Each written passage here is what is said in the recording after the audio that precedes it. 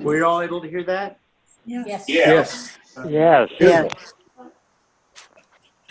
More of that to come. Even a harp special for you to look forward to. So how are we holding up, everybody? What's on your hearts and minds?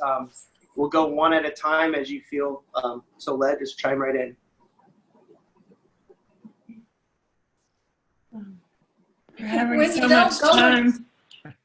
Oh no, I was going to say, for having so much time, suddenly I seem to have no time. Time has become irrelevant suddenly, and it's good and bad, I suppose. But I haven't run out of things to do, which is good, and I'm just so happy to be part of Northwood again. It's really lightened my load considerably, so I'm grateful for that very much. So I'm grateful to Thanks, see you Judy. again. yeah, Yeah. Good to see you, Judy. very glad. Yes. I don't know why my video's not working. It worked last time with that screen background and it came on. I can give an update on. It's as current as Thursday. So this is. I need to make some phone calls, but this week two more of our congregants tested positive for COVID-19. Neither one of them have symptoms, but their roommates did. Sandra Anderson and Alice Langford both have tested positive. I talked to Kevin on Thursday, has had no symptoms. When I spoke to Sandra, same thing. She was feeling good. They were only tested because their roommates were symptomatic. And as soon as I learn more about them, I will let you know. Jack, too, had tested positive for the second time, but he seems fine. No other symptoms, and they say he's doing quite well. And I FaceTime with him every day, and I don't see any problem there. Good. We need to lift Francis up in prayer. He had a fall again last Monday. Oh, no. Francis, you didn't tell me that. I talked to him earlier today even. That's okay. I'm sorry I didn't think of it. It's okay. Hi, Francis. I'm just kidding you. Hi, everybody. Francis. Hi, Northwood. Hi, Francis. Hi. They're glad to be a part of this. We're glad you're here. Yeah. Thank you. I hear your voice. Well, if there are no other prayer concerns or joys, I'll move on to a time of prayer, and we'll conclude with the Lord's Prayer.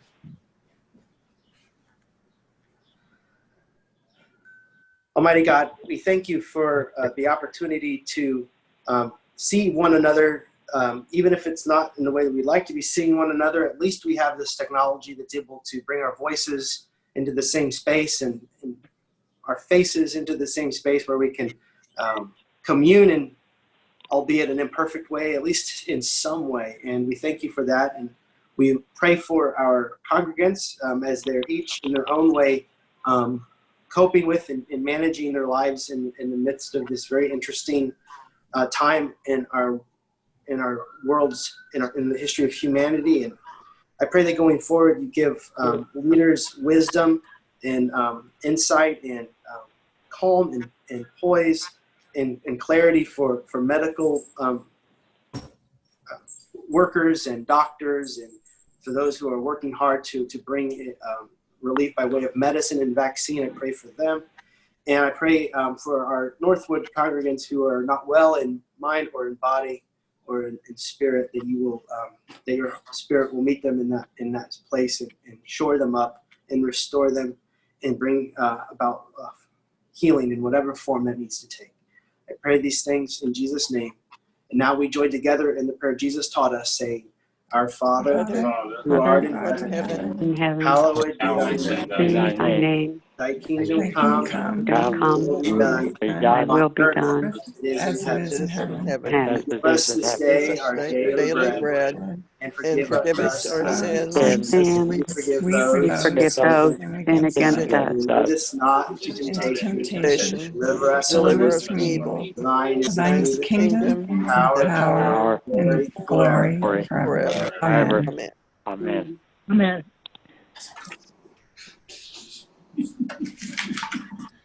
Our text today is from the 10th chapter of the Gospel of John. I'm going to go ahead and mute everybody now while we're doing this.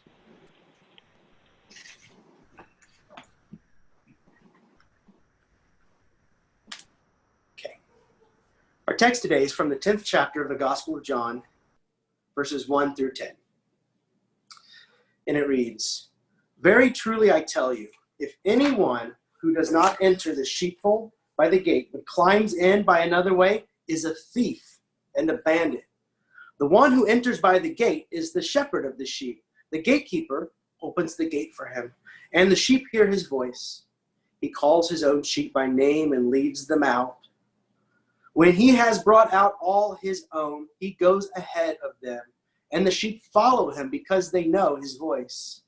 They will not follow a stranger, but they will run from him because they do not know the voice of strangers." Jesus used this figure of speech with them, but they did not understand what he was saying to them. So again, Jesus said to them, "Very truly I tell you, I am the gate for the sheep. All who came before me are thieves and bandits, but the sheep did not listen to them. I am the gate. Whoever enters by me will be saved, and will come in and go out and find pasture. The thief comes only to steal and kill and destroy. I came that they may have life and have it abundantly."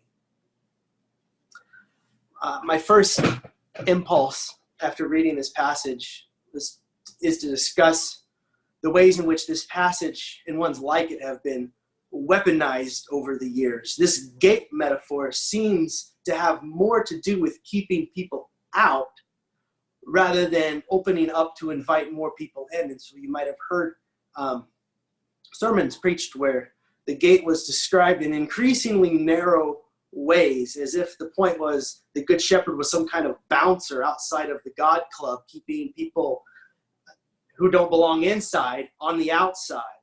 And by outside, preachers often mean in hell.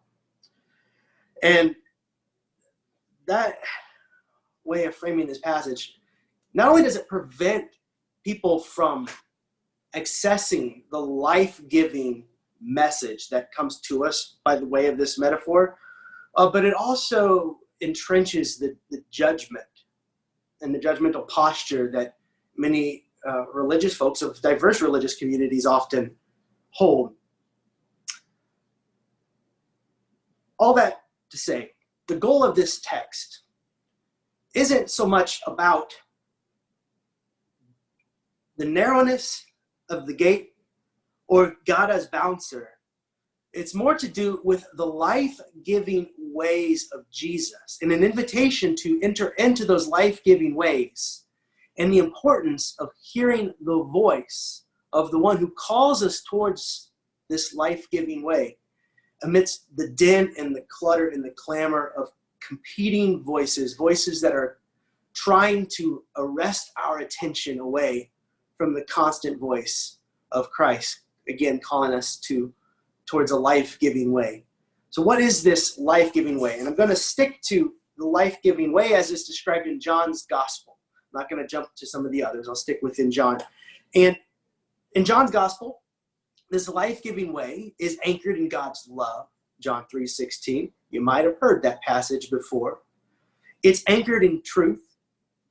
In John chapter 8, Jesus says that he is the way and the truth and the life.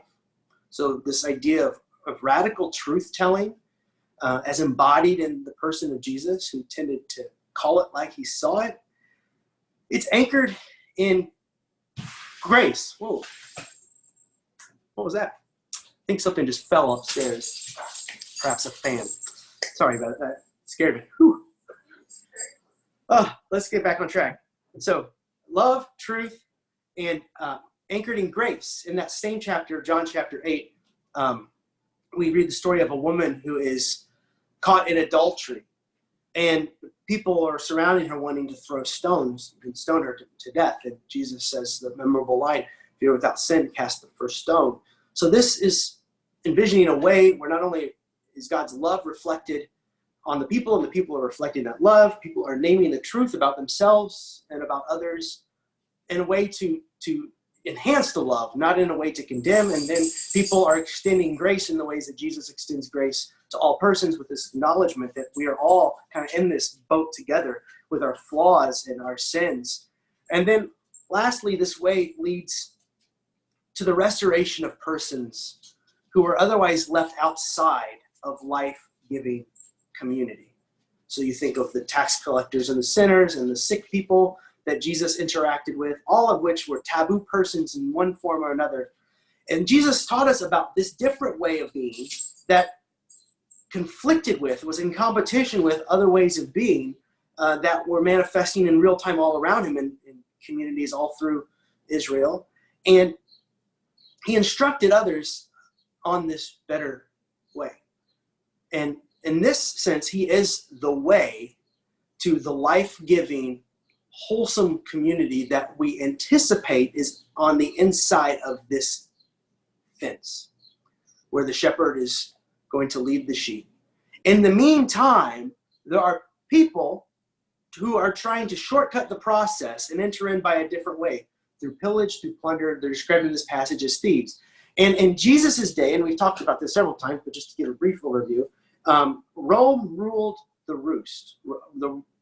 Israel was an occupied colony of the Roman Empire, and the people were highly taxed, and they were in deep poverty. They had been disadvantaged in various ways, and this was all kept in place by a military presence in this occupied land. And the Romans, who were privileged by it, called this the Pax Romana, the peace of Rome. But it was peace for Rome at the expense of everybody else. And Rome was always pushing against its neighbors and expanding its borders to increase the supply of goods, of food, of gold, of fish, trade, generally speaking.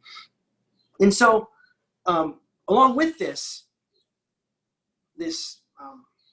I guess, Rome first policy, I struggled around that, but that's what I have to call it. You had an imperial theology baked in too, where Caesar is the son of God. That's the terminology used to describe Caesar. And his face is on all of the currency, which was in its own day a way of having, in God we trust on the currency, except for Caesar is the God. And every year people would make sacrifices to this cult of the emperor. And in so doing, it was showing that you were in line with the goal and the objectives of Rome, and acknowledging that this system was put in place by the divine. That's why Caesar was a son of God and would be elevated to God-like status when he dies. And so I guess canonized in a weird sort of sense, only and then some, because he's God. And in so doing, you'd make your sacrifice, saying that I'm behind this system, or unless I'm going to play along by the rules. So to summarize, what you have is a value system of this empire built on greed and on the backs of the poor and the surrounding nations. And you have this empire existing this way by way of perpetual war and looting, which is why it was important there every summer for the troops to go out and to find more resources. So greed, violence, and sanctioned by this nationalistic religion that I was describing. And this was the loudest voice in the land, shouting out into the countryside and the culture and the cities and the small towns. And it was this voice that the voice of the shepherd is competing with, as he is calling to those whose ears are especially tuned to hear it. And Jesus in this passage says, you want in the gate to the life-giving, wholesome community, there is the way that I embody, and I am calling to those whose ears are tuned to hear it. And also, by way of metaphor, this idea that thieves might come in and steal, he says that basically that way is futile. There is no way, there is no shortcut, short circuit, no back door by which we might enter into the peace of God. There is the way that Jesus describes and embodies, which again, I might use anchored in love, grace, truth-telling, and a radical inclusion of those who are left on the outside. So Jesus speaks into a world of loud voices to those who might just listen.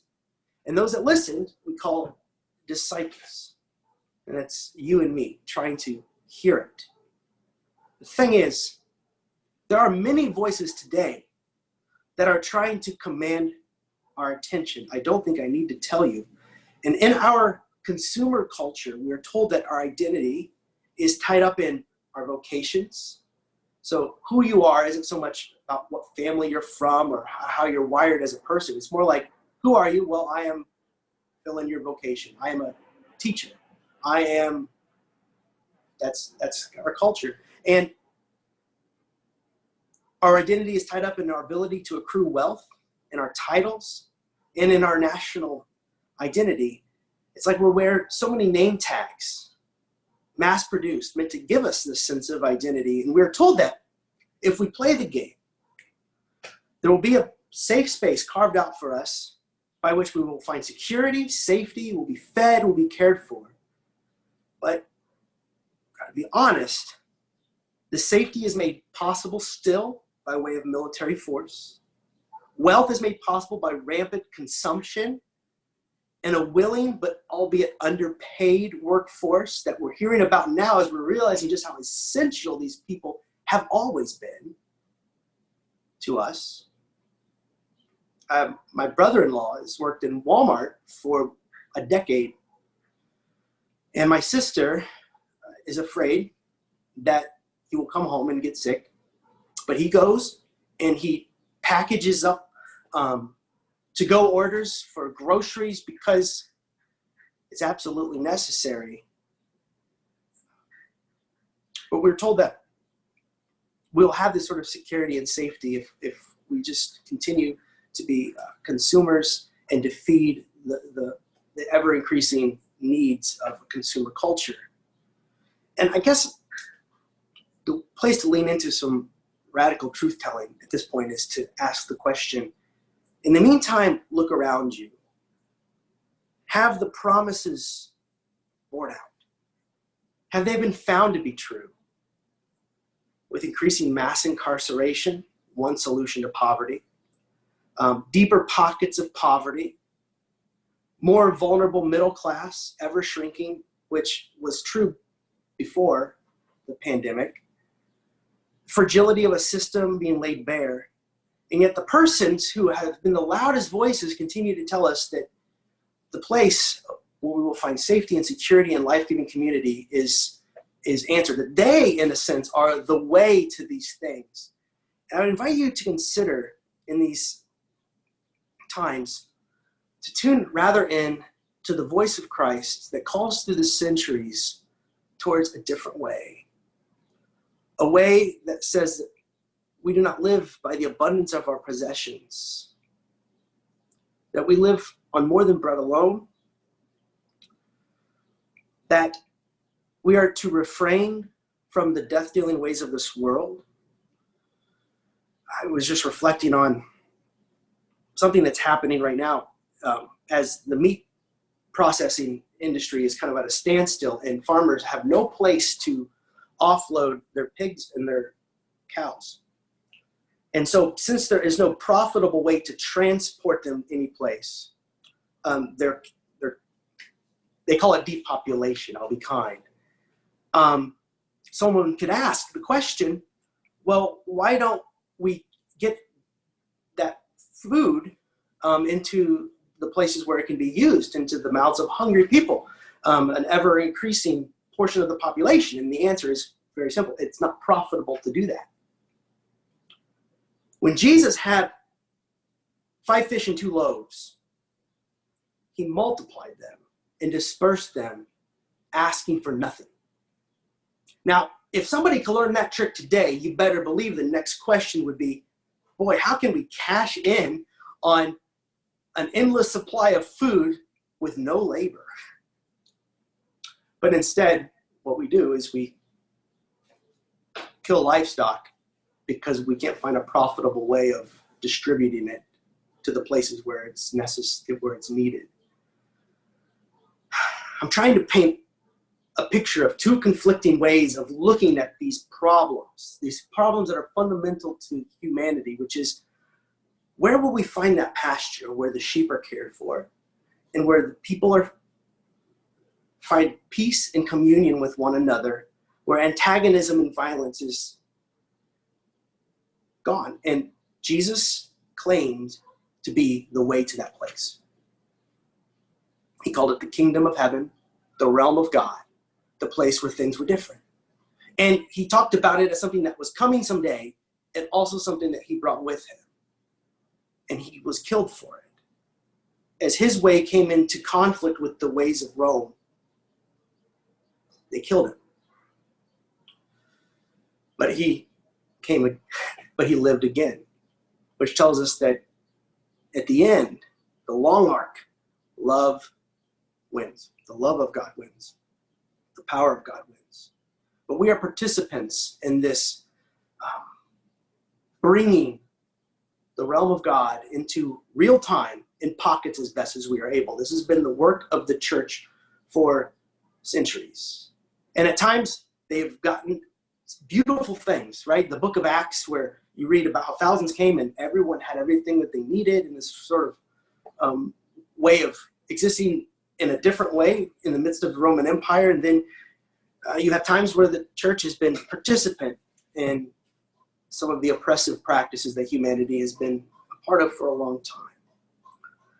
And I guess what I'm trying to say, centuries later, in our own current context, will we buy in to the dominant voices that are setting the narrative, and not only in our country, but globally, about what leads to sustaining peace and joy and life for my kids?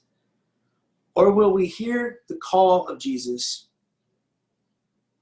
who's calling to the sheep to enter in by the way that offers no shortcuts, that is long, that is tedious, that is hard to defend sometimes in a world with so many competing voices, but this way of love, of peace, of joy, all of the things that we talk about at Christmas. And I think that the conversion of our time, what the revival may look like in our time, are disciples of Jesus really buying in to this alternative way with different values than a consumer culture has. With this idea that we might carry a cross to see it come alive, even if it is an unpopular road to walk. So, hear the one who said, "Whoever enters by me will be saved, and will come in and go out and find pasture. The thief comes in only to steal and kill and destroy. I came," says Jesus, "that they may have life and have it abundantly." It's time for persons of all walks of life to hear this call, to follow it to the life that it affords. God is faithful and will make good on these promises. God is faithful and will make good on these promises. So before we take communion, I'm going to play the musical interlude that Sharon has prepared as we prepare our hearts for the next portion of our time together.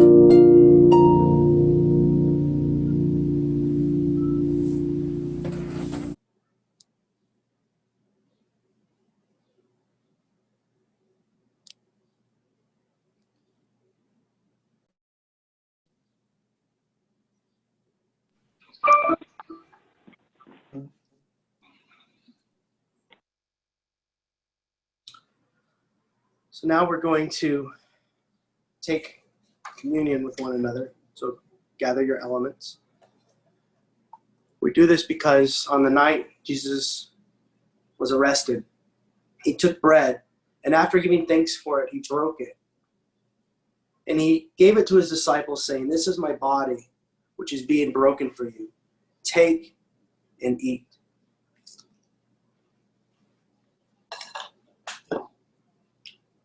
And in the same way, he took the cup and said, "This is my cup of the new covenant, sealed in my blood, shed for you for the forgiveness of your sins. Whenever you drink it, do this in remembrance of me. For whenever you eat this bread or you drink this cup, you proclaim our Lord's death until he returns."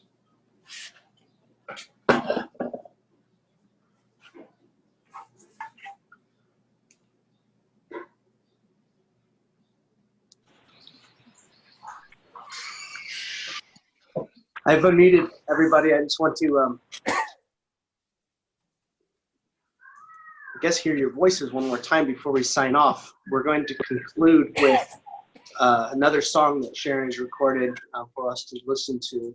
Is it coming through all right on your end when we play it? Yes. Very well. Good. I'm Very glad to hear good. it. On my screen, it's very quiet, like very quiet. So I'm never sure what you're hearing, and I'm not sure exactly why that is. I miss you very much. Today I went to the church to print off my sermon, which has become my weekly visit, and I walked in flip-flops and shorts on a Sunday morning, which you'll never see me do under usual circumstances. Because not that I wouldn't want to, but because I'm afraid I'd get a little flack for it. But you all are very nice. I mean, it's not serious flack, but you know what I'm saying.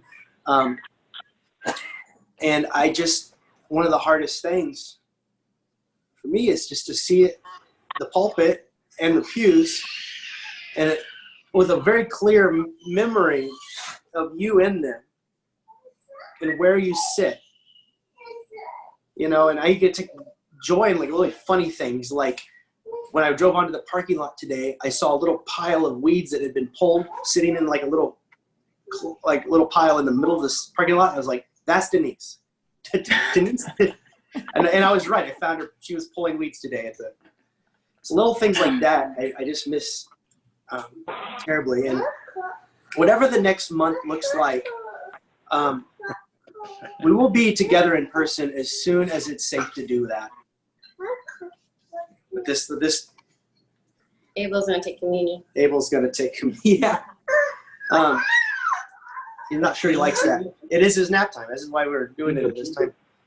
Sorry, but I guess what I'm trying to say in the long way around is I love you and I miss you, and I miss being together in our church terribly, and that will happen as soon as is possible. But we'd like to conclude before we sign off with one more song that Sharon has pre-recorded, and all of these will be available on YouTube, and I will send you the links to these videos for you to go back through and listen to at your convenience. And some of you have done that, so I'll just let you know that they'll all be available to listen later if you'd like to hear them again. So here I'm gonna mute you all again and play the next one. Up to you all.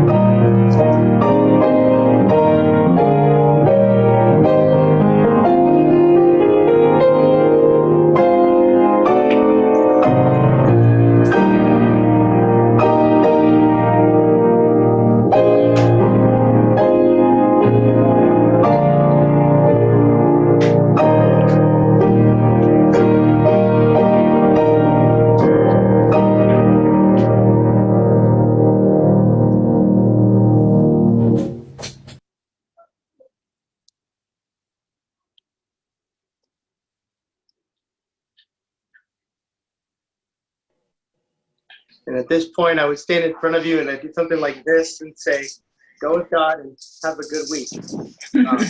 Thank you. I have it as one of my goals Thank you. to go through the directory this week and to have a conversation with everybody in our church throughout, probably from Tuesday to Thursday. So just put that on your radar. You'll be receiving a call from me, and if you have anything you need me to know, just feel free to share when we do that. And try the kids. See, this is why I scheduled it for 2, because usually the kids are out of the place and it's so distracting. But it's kind of in a good way too. So anyway, signing off. I'm leaving this open for you to continue to have conversation if you like. And I love you, miss you, and I'll hopefully see you sooner than later.